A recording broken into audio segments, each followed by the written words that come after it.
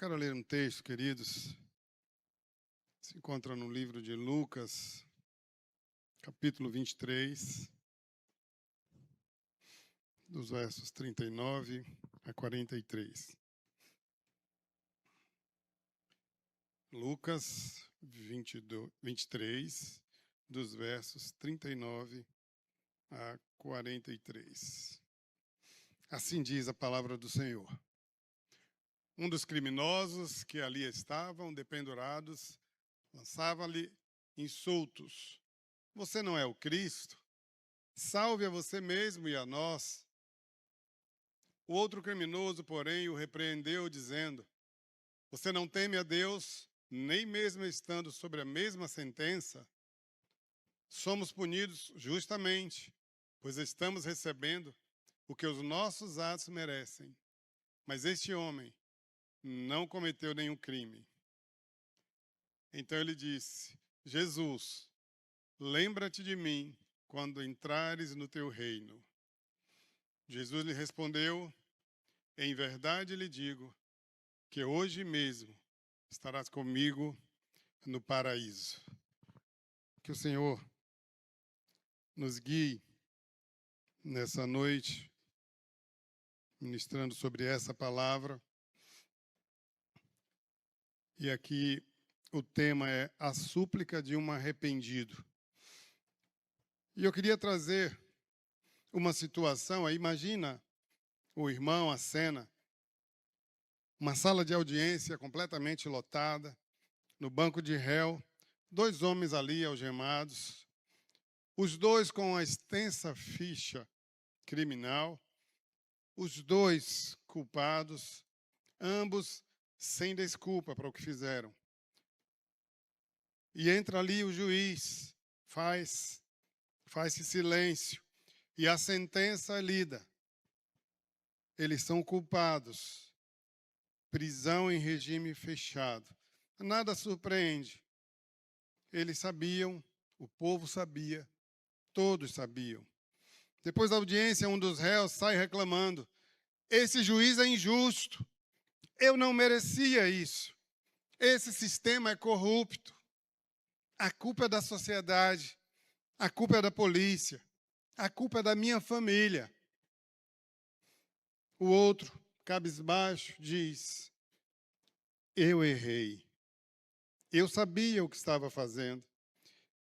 Isso tudo é consequência das minhas escolhas. Eu não tenho o que argumentar.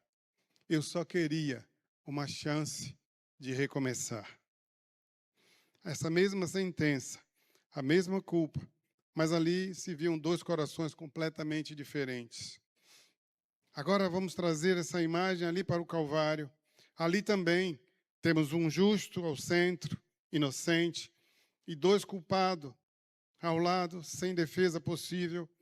Ambos ali sofrem a mesma dor, sentem os mesmos pregos, respiram o mesmo ar pesado da crucificação. Mas um morre blasfemando contra Deus. E o outro morre suplicando perdão. Que diferença! Mesma sentença, mesma dor, os mesmos pregos.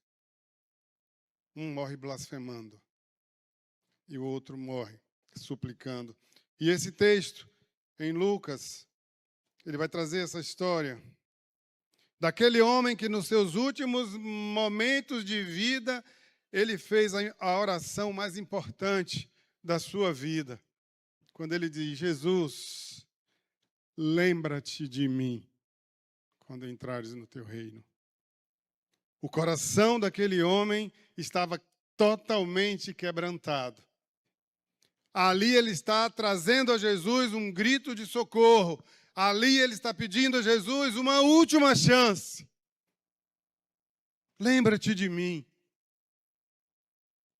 Olha para o meu coração. Me dá uma chance. E Jesus vai responder: ainda hoje estarás comigo no paraíso. clama a mim e responder-te-ei. Quando nós clamamos ao Senhor, nós recebemos a resposta. Quando nós nos arrependemos e pedimos perdão ao Senhor, nós recebemos perdão imediatamente. A graça do Senhor nos alcança imediatamente quando há arrependimento genuíno, verdadeiro, como se deu com esse homem. Lembra-te de mim. É a história de um coração, depois de toda uma vida inteira de erros. Mas ainda assim, ele encontra perdão no apagar das luzes, no último momento, nos últimos instantes. E esse é também o espelho da minha vida e da sua vida, porque eu e você precisamos do perdão do Senhor. Mas nós não precisamos deixar para o último momento. Porque talvez não tenhamos a chance no último momento, como aquele homem teve. Quero trazer também uma história de um criminoso. Aqui no Brasil, num presídio, um pastor foi convidado para fazer um culto. E ele entrou numa das alas mais temidas, cheias de homens que eram considerados de alta periculosidade. E aquele homem, aquele pastor, aquele homem de Deus, aquele servo de Deus, ele faz ali uma pregação, e ele faz a pregação abordando esse texto. E no final da pregação, um detento, com o rosto marcado, tatuagem, com um histórico pesadíssimo, ele começa a chorar. E ele disse: pastor, se esse ladrão foi perdoado por Jesus em cima da cruz, então há esperança para mim. Mesmo aqui dentro dessa cadeia. É verdade isso, pastor. O pastor abriu a Bíblia e leu a resposta de Jesus e disse, e Jesus lhe respondeu, em verdade te digo, que hoje estarás comigo no paraíso. Se confessarmos os nossos pecados, Ele é fiel e justo para nos perdoar os pecados e nos purificar de toda a injustiça. Aquele homem ali ouviu a palavra, entendeu a palavra e se rendeu ao Senhor naquela cadeia, naquela cela, naquele lugar. Naquela tarde, ali naquele presídio, aquele homem fez a mesma súplica que o ladrão fez, ali na cruz, arrependido. Ele não saiu ali imediatamente daquele lugar, naquele dia, mas ele saiu da prisão do pecado, da prisão espiritual. Ele pôde experimentar a libertação, mesmo estando preso.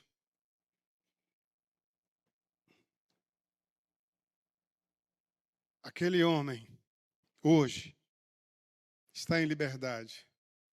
E ele serve ao Senhor. Ele hoje era um evangelista.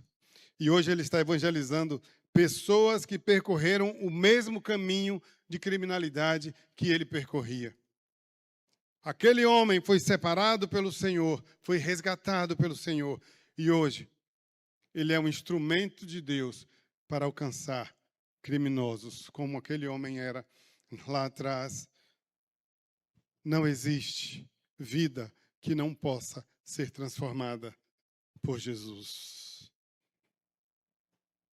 Não existe pedido de arrependimento, pedido de perdão que não seja atendido imediatamente por Jesus. A salvação é imediata. Aquele homem na cruz, ele não tinha mais tempo. A morte era imediata na vida dele. Daqui a alguns minutos, talvez uma hora, aquele homem não tivesse mais oportunidade. Ele aproveitou aquela oportunidade. Ele confessou o pecado, ele pediu perdão, ele se arrependeu. E ele obteve a resposta de Jesus.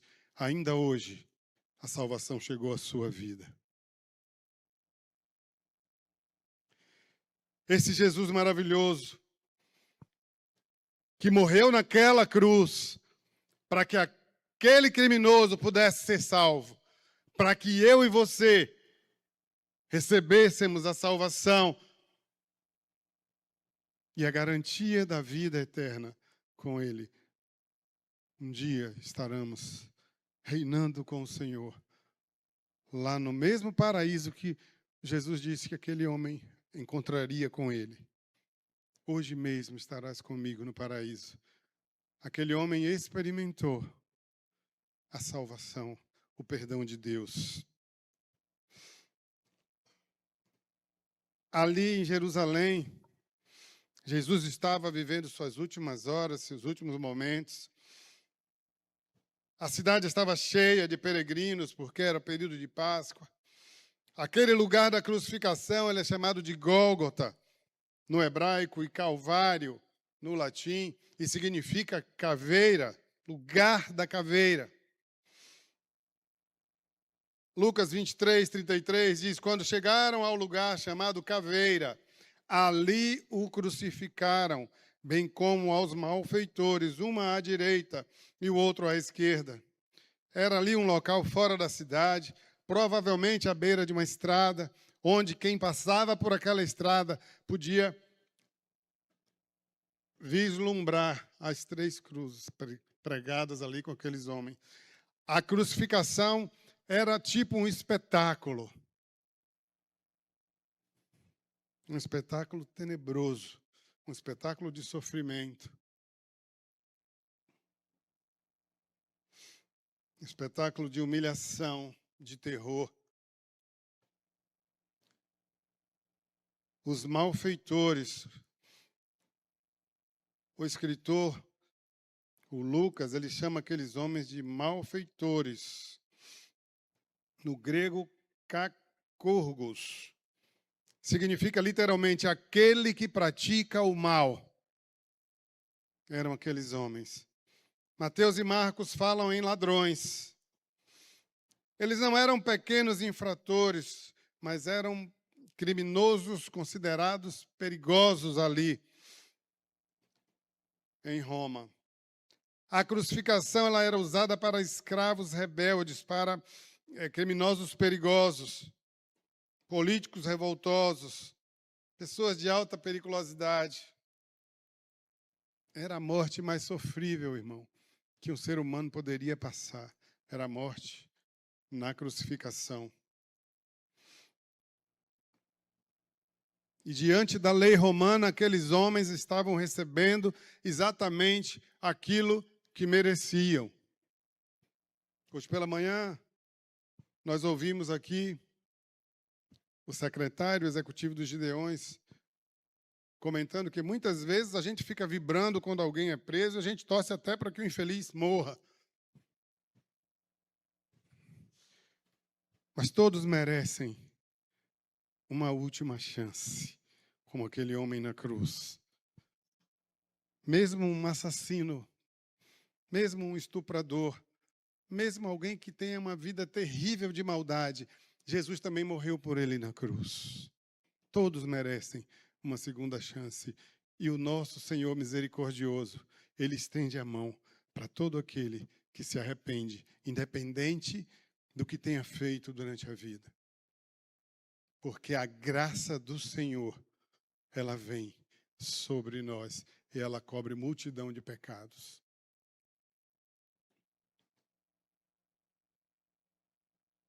O pecado da soberba condena aquele homem.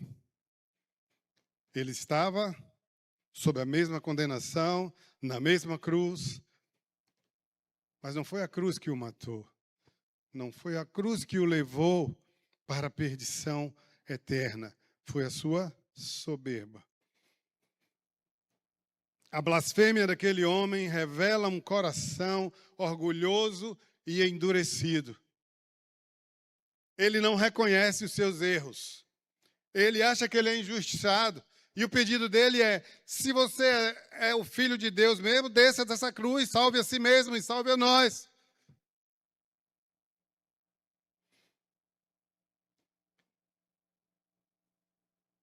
Aquele Jesus que estava ali, sem crime algum. O próprio Pilatos vai dizer, ele te nenhum mal fez. E o ladrão à direita vai dizer, repreendendo: nós merecemos estar aqui, mas este homem é justo. Esse homem não cometeu pecados. Este homem não fez nenhum mal. A blasfêmia, querido, revela um coração endurecido e orgulhoso, autossuficiente. Não és tu, Cristo? Salva-te a ti mesmo e a nós também. Ele blasfemou contra Jesus. Ele está ali agonizando. Ele está ali perto da morte. Ele sabe que é culpado. Ele vê Jesus ao seu lado, também crucificado, mas ao invés de apresentar um coração quebrantado, ele zomba daquele que tinha poder para salvá-lo. Ele zomba do Senhor. Isso é soberba. Não há temor, não há respeito, não há reconhecimento de pecado. Há apenas a exigência: se tu és, prova, faz um milagre. Quantas vezes nós temos agido diante de Deus de forma arrogante, exigindo, determinando coisas a Deus? Quem somos nós para determinar algo para Deus, o Todo-Poderoso, o Criador? A criatura querendo tomar o lugar do Criador. Quem somos nós para exigir qualquer coisa do Todo-Poderoso? Aquele homem precisava de um coração humilde e quebrantado, como o outro ladrão ao seu lado. Essa postura arrogante e orgulhosa sela a condenação eterna daquele homem. Ali ele recebe a sua segunda condenação. Ele estava condenado à morte na cruz, à morte física. Mas aquele coração soberbo selou a sua condenação eterna, a morte eterna. Ele morre sem nenhum arrependimento, mesmo tendo ao seu lado o Salvador do mundo. A palavra de Deus diz que a soberba precede a ruína e a altivez de espírito precede a queda. Está lá em Provérbios 16, 18. A Bíblia nos diz que o adultério precede a ruína, o roubo precede a ruína. Antes de qualquer pecado visível, há algo mais profundo, há um coração soberbo que diz: eu sei o que é melhor para mim, eu sou o dono do meu nariz, eu faço o que eu quero. E é verdade, eu e você podemos fazer as nossas escolhas da forma que quisermos. Mas eu queria dizer para você essa noite, irmão, eu tenho a liberdade de fazer as minhas escolhas, mas cada escolha que eu faço, ela traz junto com ela uma consequência, que será boa ou ruim, a depender da escolha que eu fiz. Aquele homem fez uma escolha e experimentou a morte eterna. A mesma condenação de cruz. E um faz a escolha da morte eterna, e o outro faz a escolha da vida eterna, do perdão, da misericórdia e da graça de Deus. A punição, queridos, não quebra a soberba, mas a graça sim. A graça do Senhor quebra a soberba. Os pregos imobilizam o corpo daquele homem, mas os pregos não crucificaram o orgulho dele. Podemos sofrer consequências, perder coisas, passar por crises e ainda assim manter o mesmo discurso. Eu não me arrependo, eu dou conta sozinho. Eu já ouvi pessoas dizer: não preciso de Deus. Eu já ouvi alguém dizer: meu Deus é o meu trabalho. Eu ouvi um cliente meu no banco dizer assim: não, meu Deus é o meu dinheiro. Se eu perder esse dinheiro aqui, minha vida acaba. Eu ouvi exatamente essas palavras dele. Cláudio, se eu perdesse esse dinheiro que eu tenho aqui aplicado, minha vida acabava. Aquele dinheiro era o Deus dele. E a Bíblia diz que o amor ao dinheiro é a raiz de todos os males. Não é o dinheiro que é a raiz de todos os males, mas é o amor ao dinheiro que é a raiz de todos os males. Aqueles pregos não foram capazes de prender o orgulho e a soberba daquele homem. Humanamente, queridos, não há nenhuma disciplina, nenhuma dor, nenhum castigo que arranque a soberba do coração. A palavra de Deus afirma: todos nós nascemos pecadores. Não há grupo de vantagem diante de Deus. Paulo aqui vai dizer que se conclui: temos nós qualquer vantagem? Não, de forma nenhuma, pois já temos demonstrado que todos, tanto judeus como gregos, estão debaixo do pecado. Romanos 3:9.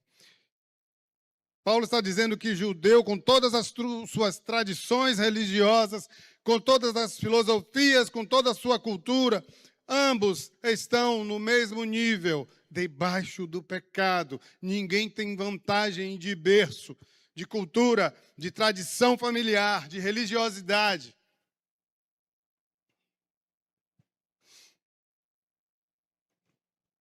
A Declaração Universal da Culpa Humana, logo adiante, Paulo traz, como está escrito: não há justo nenhum sequer. Romanos 3:10. Romanos 3:23 vai dizer: pois todos pecaram e carecem da glória de Deus. Todos nós somos pecadores. Todos nós precisamos da graça, do perdão, da misericórdia do Senhor. Todos nós precisamos do perdão do Senhor, mas nós precisamos dar o passo de arrependimento.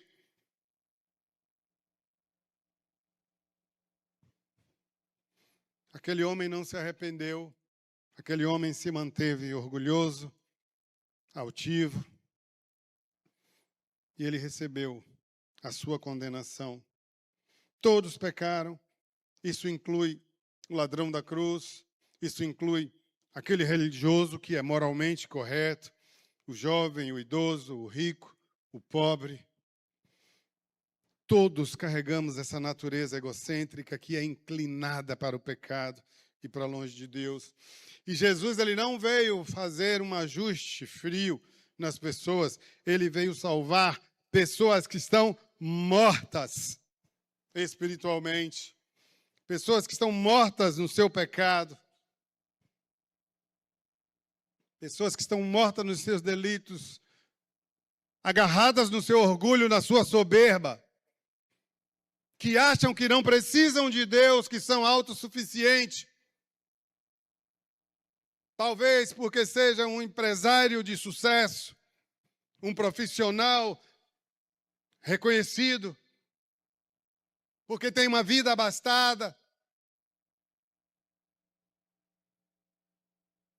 possui muitos bens. Eu queria te contar que tudo isso vai ficar no dia que você partir daqui. E você será uma mera lembrança. E você não vai poder levar no seu caixão os seus bens, a sua conta bancária. Tudo vai ficar. Efésios 2:1, ele nos deu vida, estando nós mortos nos nossos delitos e pecados. Sem Cristo, somos como aqueles dois ladrões, condenados sem nenhum mérito, sem nenhuma defesa. Ele é o nosso advogado. Ele é aquele que pode me livrar da condenação.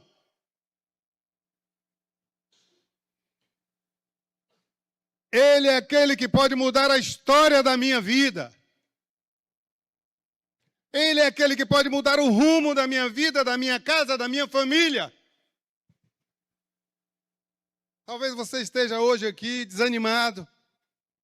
Talvez esteja vivendo algum drama familiar. Talvez você não acredite que existe mais solução para o seu casamento, para os seus filhos, para as suas finanças, para os seus negócios. Mas existe alguém que até lá na última hora ele faz o milagre acontecer.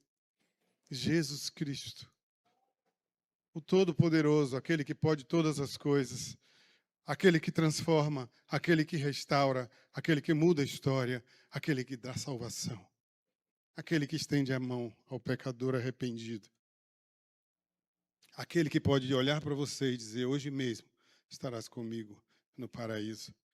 Não que nenhum de nós queira ir hoje encontrar com Jesus no paraíso, né? Mas nós queremos ter a certeza de que um dia nós estaremos lá com Ele. Não precisa ser hoje. Mas só quem sabe a nossa senha é Ele, né? No dia que a senha for chamada, a gente vai se encontrar com o Senhor. Eu sempre peço: Senhor, espera um pouquinho aí com essa senha. Passe outros aí na minha frente.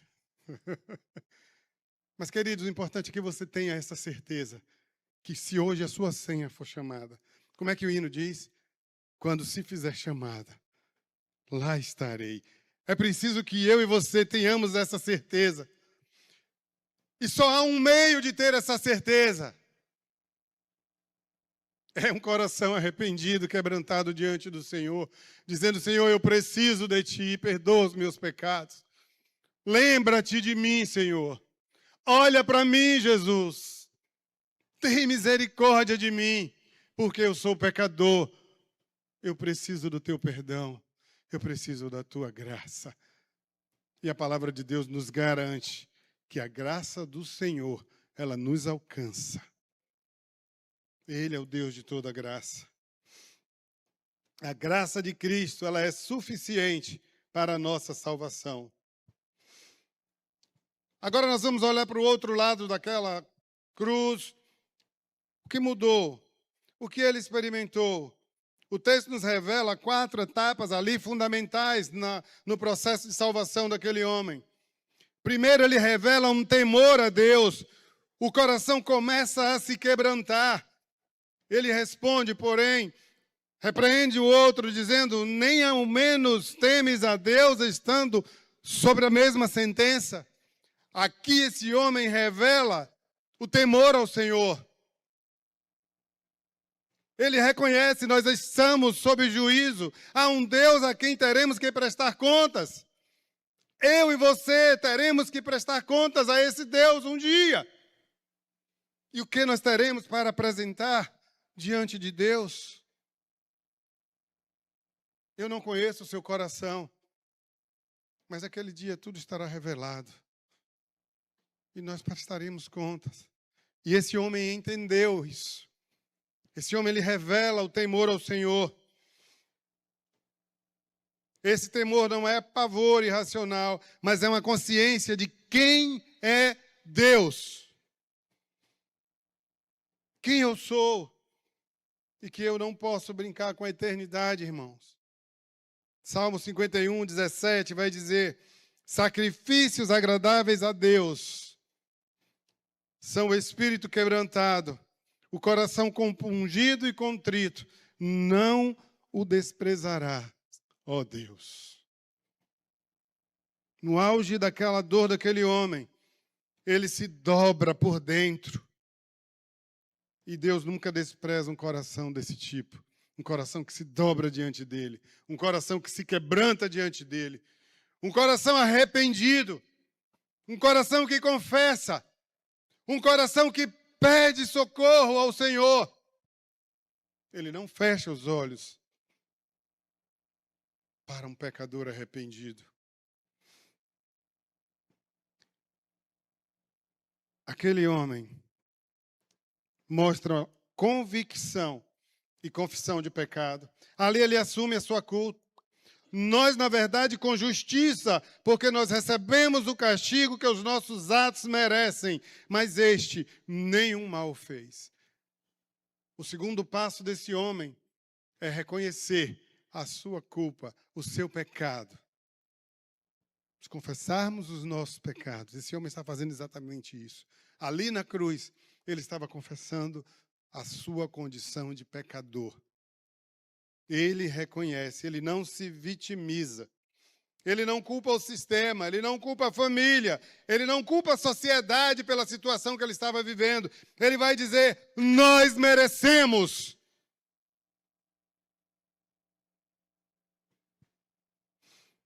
E esse é o ponto, queridos, em que o orgulho é crucificado.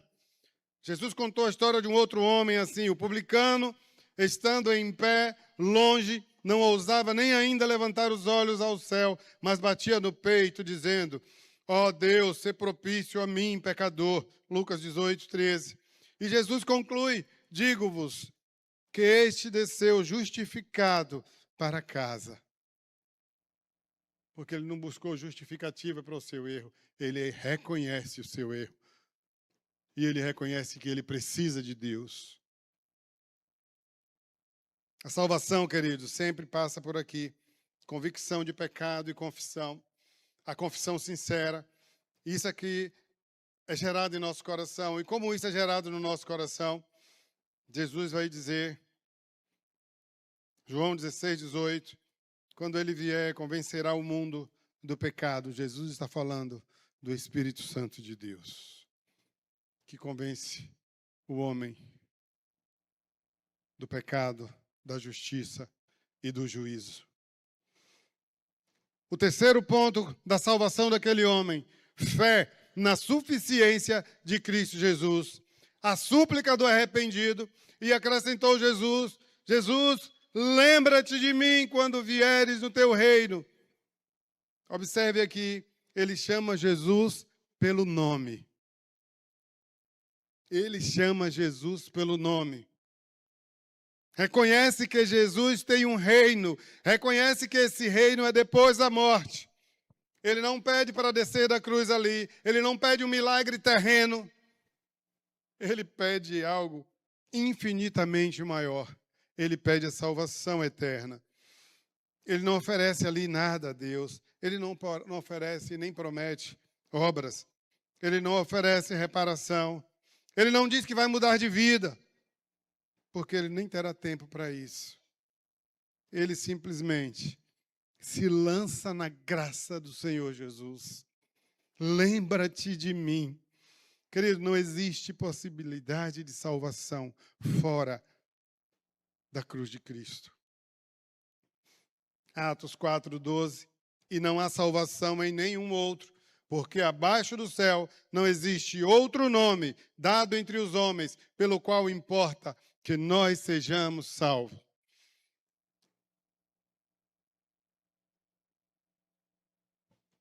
O quarto aspecto da salvação daquele homem na cruz é que a salvação foi imediata e certa.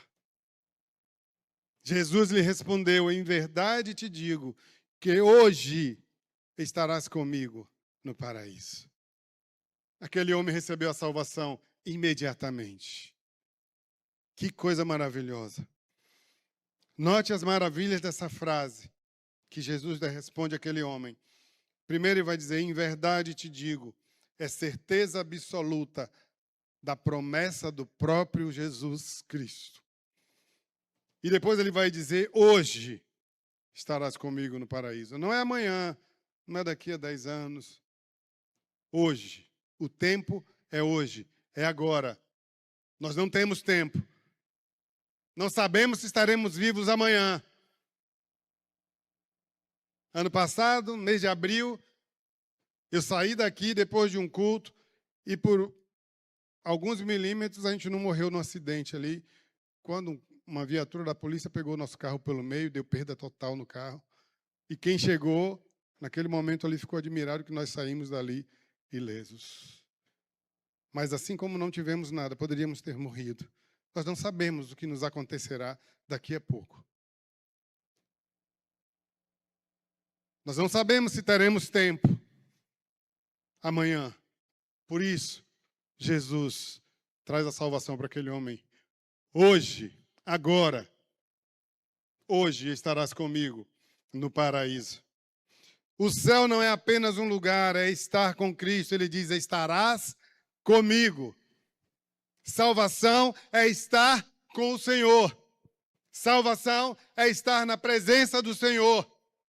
Salvação é a possibilidade de poder se encontrar com Deus todos os dias ao cair da tarde, como Adão e Eva tinham aquele privilégio. Privilégio que perdeu-se com o pecado, mas que Jesus restituiu lá na cruz.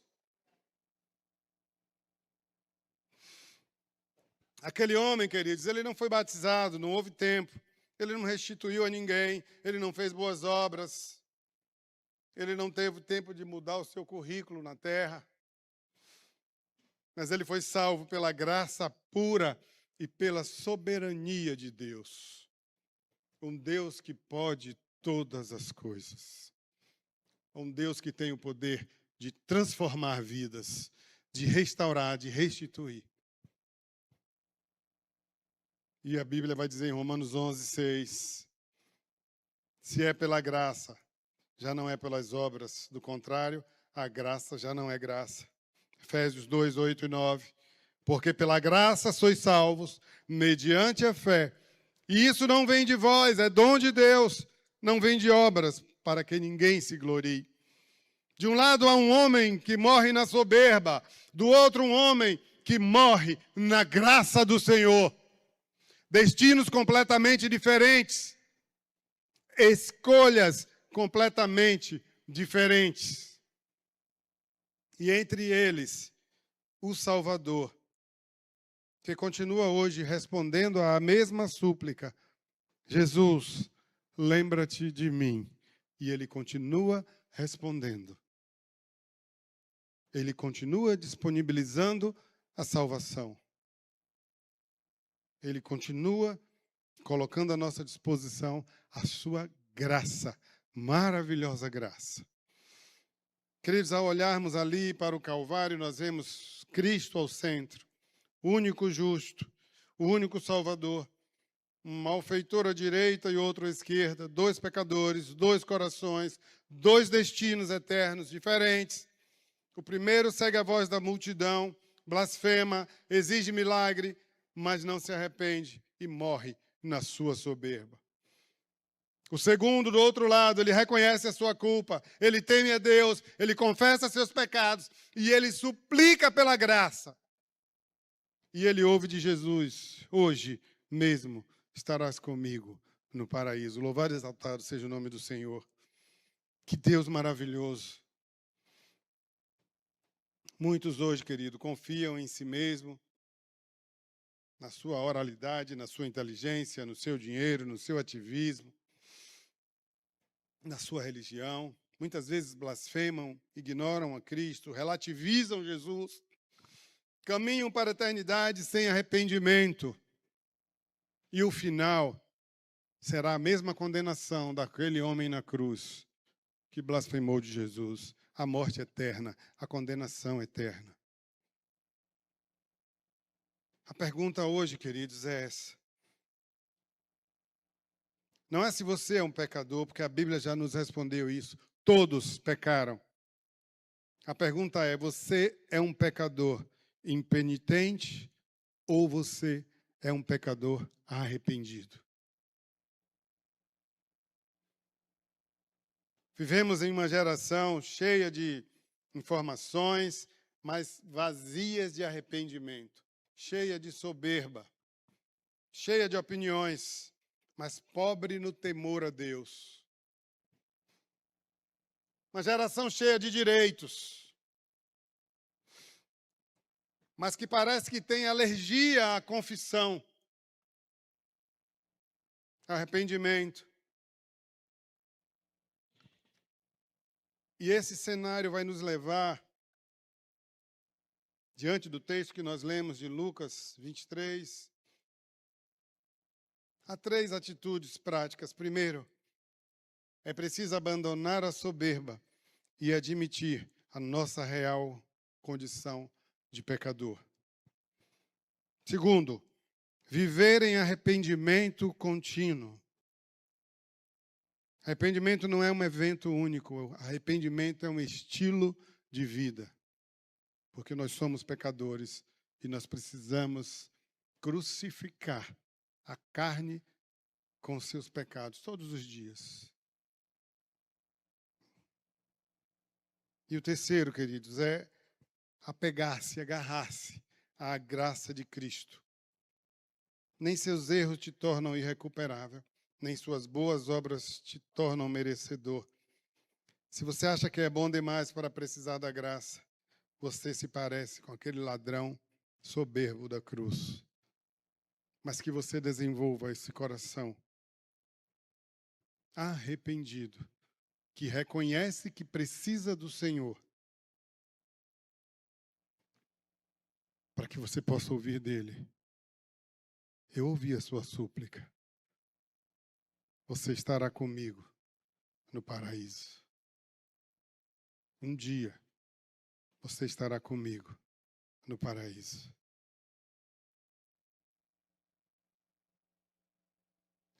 E a minha pergunta para você essa noite é: você tem certeza de que um dia estará com o Senhor no paraíso? Nós vamos ouvir uma música. Eu queria que você prestasse atenção nessa música. Ela tem muito a ver com o que nós estamos falando. Nós somos alvo da graça e misericórdia de Deus. E talvez você, em algum momento, você se encontre diante da sua última chance de arrependimento, de dizer ao Senhor: lembra-te de mim. Lembra-te de mim, Senhor. Eu confesso os meus pecados, eu confesso que sou pecador, eu confesso que eu preciso do Senhor.